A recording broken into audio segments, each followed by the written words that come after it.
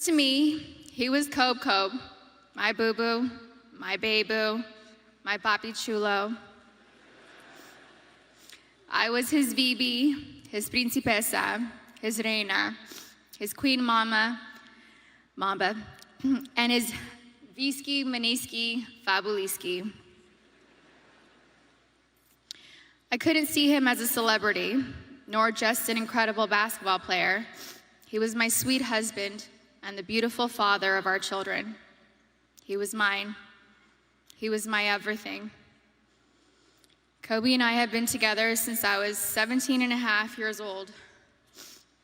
I was his first girlfriend, his first love, his wife, his best friend, his confidant, and his protector. He was the most amazing husband. Kobe loved me more than I could ever express or put into words. He was the early bird, and I was the night owl. I was fire, and he was ice, and vice versa at times. We balanced each other out. He would do anything for me. I have no idea how I deserved a man that loved and wanted me more than Kobe. He was charismatic, a gentleman. He was loving, adoring, and romantic. He was truly the romantic one in our relationship and looked forward to Valentine's Day and our anniversaries every year. He planned special anniversary trips and a special traditional gift for every year of our marriage. He even handmade my most treasured gifts. He just thought outside the box and was so thoughtful, even while working hard to be the best athlete. He gifted me the actual notebook and the blue dress Rachel McAdams wore in the Notebook movie. When I asked him why he chose the blue dress, he said it was because it's a scene when Allie comes back to Noah. We had hoped to grow old together like the movie. We really had an amazing love story. We loved each other with our whole beings, two perfectly imperfect people, making a beautiful family and raising our sweet and amazing girls. A couple weeks before they passed, Kobe sent me a sweet text and mentioned how he wanted to spend time together. Just the two of us, without our kids, because I'm his best friend first. We never got the chance to do it. We were busy taking care of our girls and just doing our regular, everyday responsibilities. But I'm thankful I have that recent text. It means so much to me. Kobe wanted us to renew our vows.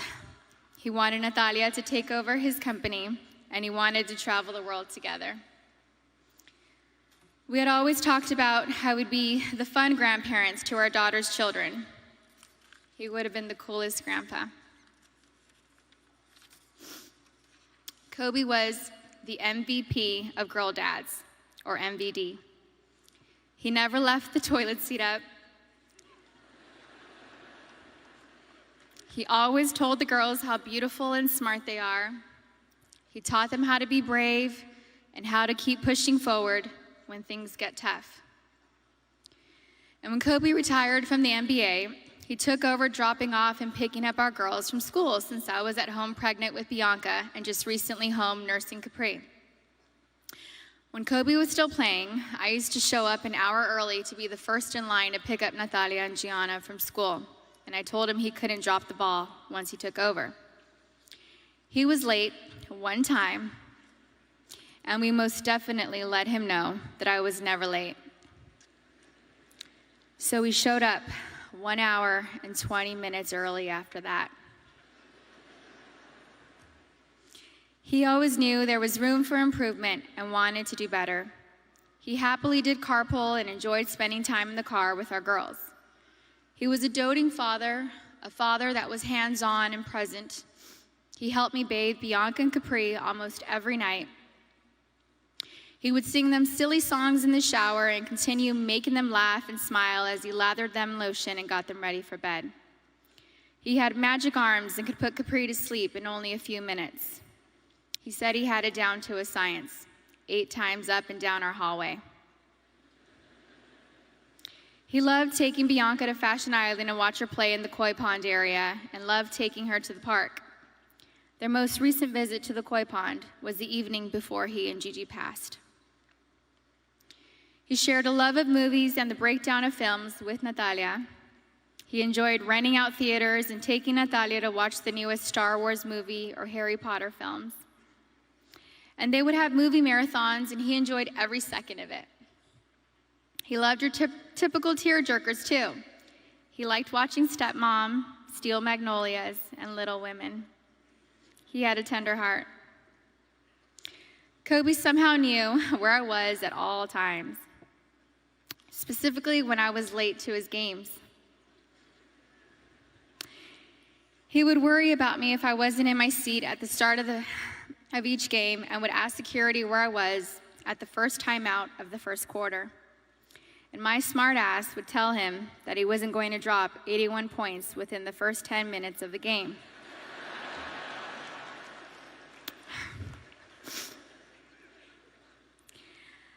I think anyone with kids understands that sometimes we can't make it out the door on time.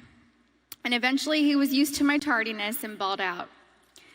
The fact that he could play on an intense professional level and still be concerned by making sure we made it to the game safely was just another example of how family came first to him.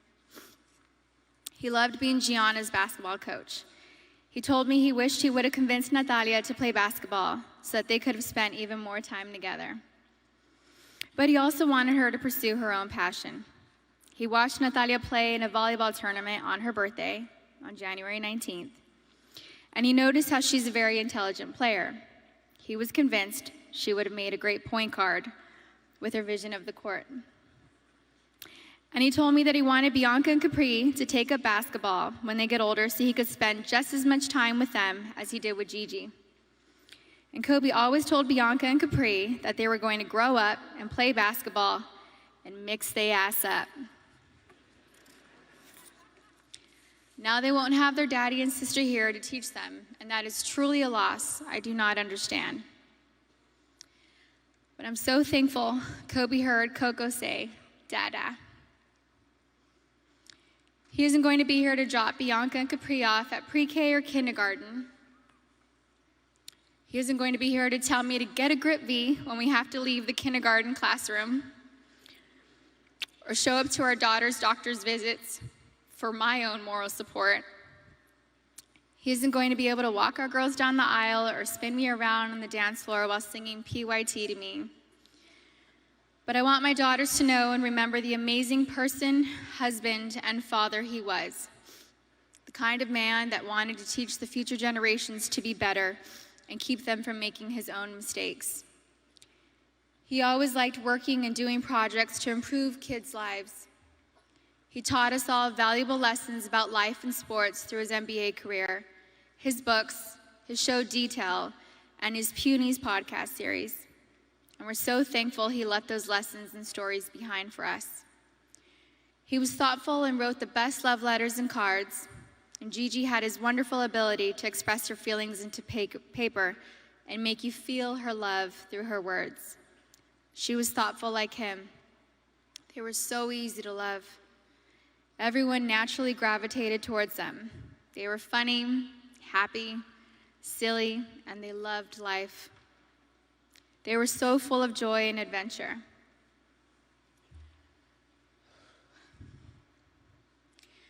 God knew they couldn't be on this earth without each other.